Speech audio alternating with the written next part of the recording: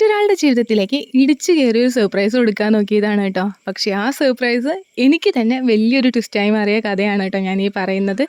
ഈ കഥയിലെ വില്ലൻ എന്ന് പറയുന്നത് ഒന്ന് DTDC കൊറിയർ സെൻ്ററാണ്. DTDC ഇതുപോലൊരു പണി എനിക്ക് തരുമെന്ന് ഞാൻ ഒട്ടും വിചാരിച്ചിട്ടില്ല.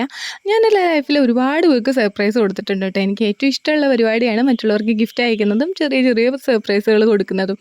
പക്ഷേ ഈ സർപ്രൈസ് ഞാൻ എൻ്റെ ജീവിതത്തിൽ ഒരിക്കലും മറക്കില്ല കേട്ടോ. എൻ്റെ ഒരുപാട് നാളത്തെ കൂലങ്കർഷമായ ചിന്തയുടെ ഫലമാണ് കേട്ടോ ഈ സർപ്രൈസ് എന്ന് പറയുന്നത്. ഞാൻ ഗിഫ്റ്റ് സെറ്റ് ചെയ്തു, നല്ല രീതിയിൽ തന്നെ പാക്ക് ചെയ്തിട്ട് അത് കൊറിയർ ചെയ്തു കേട്ടോ.